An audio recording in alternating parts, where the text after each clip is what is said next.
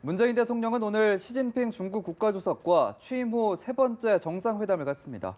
북핵 공조와 사드로 꼬였던 관계 정상화를 이뤄 새로운 시대를 열지 주목됩니다. 성승환 기자의 보도입니다.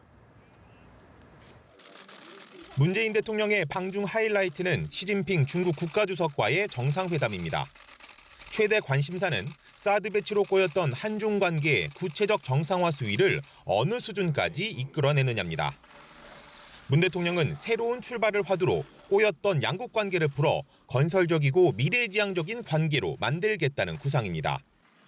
한중 양국은 새로운 차원의 여정을 시작하려고 합니다.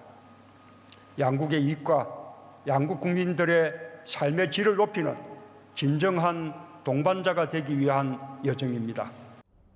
이런 점에서 시 주석이 사드 문제를 재차 언급할지, 그렇다면 발언 수위가 어느 정도일지가 관건입니다. 청와대는 외교안보 라인을 통해 사드 문제는 기존의 반대 입장을 재확인한 수준에서 그치고 새로운 미래관계 설정에 방점을 찍도록 물밑 조율을 해온 것으로 알려졌습니다.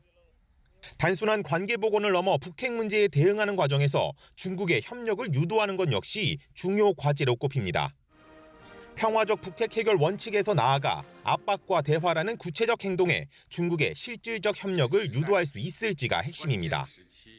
정상회담에서는 북한의 핵 동결을 입구로 비핵화를 출구로 삼는 문 대통령의 2단계 북핵 해법 구상과 시 주석의 쌍중단이 대화 테이블에 오를 것으로 보입니다. 이 지점에서 두 정상이 어떤 공통 분모를 찾아낼지에도 관심이 모아집니다. 연합뉴스TV 성소환입니다. 중국 외교부의 루캉 대변인은 한중 정상회담에서 사드와 한반도 문제에 대해 어떤 기대를 하느냐는 질문에 명확한 입장 표명을 피했습니다. 루 대변인은 정례 브리핑에서 양국 지도자가 한중 관계에 대해 깊이 있는 의견을 교환할 때 공동 관심을 두는 국제지역 문제에 대한 견해를 반드시 교환할 것이라면서도 구체적인 회담 내용은 현재 예단할 수 없다고 밝혔습니다. 이어 문 대통령의 이번 국빈 방문을 통해 어떻게 하면 한중 양국 상호 신뢰를 한층 더 진전시킬 수 있는지 공통 바람이 있다고 덧붙였습니다. 3박 4일간의 일정으로 중국을 방문한 문재인 대통령은 첫 번째 일정으로 동포 간담회를 가졌습니다. 문 대통령은 일제의 난징 대학살 80주년을 추모하며 희생자들의 애도를 표했습니다. 직접 들어보시죠. 한중 양국은 오랫동안 긴 역사를 함께 해왔습니다. 중국이 번영할 때 한국도 함께 번영했고 중국이 쇠퇴할 때 한국도 함께 쇠퇴했습니다.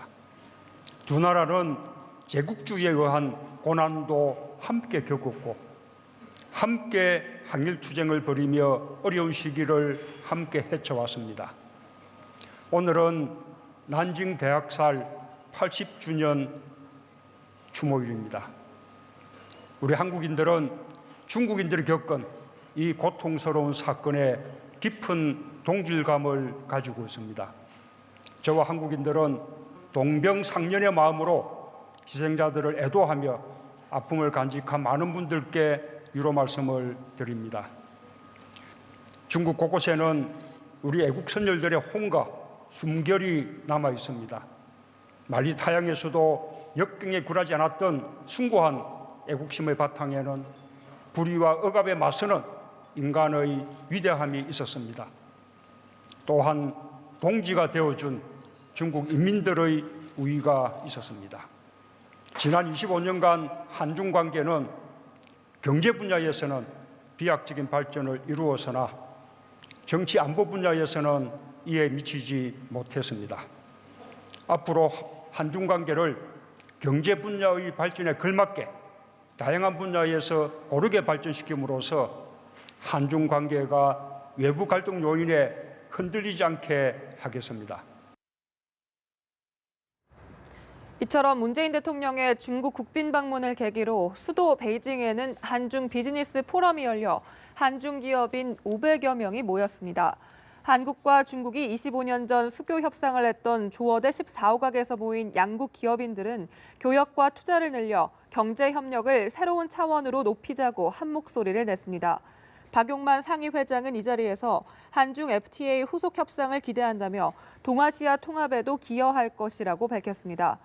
이에 장가오리 중국 국무원 상무부총리도 전략적 협력 동반자 관계를 더 내실 있게 추진해야 한다며 양국 간 협력을 더 강화하자고 제안했습니다. 미국 중앙은행인 연방준비제도가 현지 시간으로 13일 기준금리를 0.25%포인트 인상했습니다.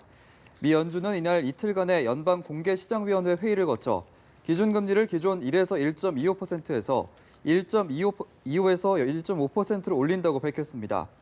미국의 기준금리 인상은 올해 들어 3월과 6월에 이은 세 번째 인상입니다. 이러한 미 기준금리의 인상은 도널드 트럼프 미 대통령 취임 이후 이어지는 증시 호조와 물가의 점진적 상승, 노동시장의 강세 등 전반적인 미국 경제의 자신감이 반영된 조치입니다.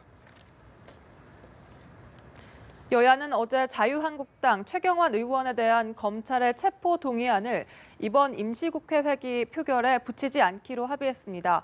여야는 정세균 국회의장과 3당 원내대표 회동에서 오는 22일 본회의에 체포 동의안을 보고하되 그 다음 날인 임시국회 종료 전까지 본회의를 열지 않기로 했습니다. 체포 동의안은 본회의에 보고되면 72시간 안에 표결에 붙여져야 합니다. 이에 따라 검찰은 24일을 기해 최 의원을 체포할 수 있게 됐으며 이를 두고 여야가 검찰에 공을 넘겼다는 지적이 나오고 있습니다. 한편 자유한국당 원유철 의원이 지역군의 사업가들로부터 수억 원대 불법 정치 자금을 받은 혐의로 피의자 신분으로 검찰에 소환돼 조사를 받았습니다. 17시간 넘는 조사를 마치고 나온 원 의원은 소명이 잘 된 것으로 기대한다고 밝혔습니다. 김지수 기자입니다. 원유철 자유한국당 의원이 수억 원대 불법 정치 자금을 받은 혐의로 17시간이 넘는 검찰 조사를 받고 귀가했습니다. 어제 오전 10시쯤 피의자 신분으로 서울 남부지방검찰청에 출석한 원 의원은 오늘 새벽 3시 25분에야 검찰청을 나섰습니다. 성실한 조사를 받았습니다. 소명이 잘 됐다고 기대합니다. 검찰 조사에서 대부분 혐의를 부인한 것으로 알려진 원 의원은 소명 내용을 묻는 기자들의 질문에도 끝내 입을 열지 않았습니다. 검찰은 원 의원이 지역구인 경기 평택시의 사업가들로부터 수억 원대 불법 정치 자금을 받은 것으로 보고 지난달 15일 지역구 사무실 등을 압수수색했습니다. 검찰은 지난 9월 평택 지역 레저업체 대표 한모 씨가 원 의원의 전직 보좌관인 권모 씨에게 수천만 원을 준 것을 포착했습니다. 검찰은 이 돈이 주택 관련 사업 인허가 청탁을 위해 원 의원에게 전달된 게 아닌가 의심하고 자금 흐름을 추적해왔습니다. 돈을 받은 권 전 보좌관은 2012년 산업은행 대출 청탁 명목으로 옛 코스닥 상장사로부터 5천만 원을 받은 혐의로 징역 1년 6개월형을 선고받고 수감 중이고 사업가 한 씨 역시 지난달 사기 혐의 등으로 구속된 상태입니다. 5선 정치인인 원 의원은 박근혜 정부 시절 2015년에서 2016년까지 새누리당 원내대표를 지냈고 새로운 친박근혜계라는 뜻의 친박으로 불리기도 했습니다. 연합뉴스TV 김지수입니다. 또한 검찰은 공천 헌금 수수 의혹을 받는 자유한국당 이우현 의원에게 3차 소환을 통보했습니다. 서울중앙지검 특수 1부는 오는 20일 오전 9시 30분 이 의원을 직접 불러 조사할 예정이라고 밝혔습니다. 검찰은 이 의원 측도 출석에 동의했다고 밝혔습니다. 이 의원은 지방선거 공천을 대가로 지역 의원으로부터 5억 원이 넘는 공천 헌금을 받고 인테리어 업자들의 사업 편의를 봐주는 대가로 돈을 챙긴 의혹을 받고 있습니다. 이 의원은 지병인 심혈관 질환 치료를 이유로 검찰 소환을 2차례 거부한 바 있습니다.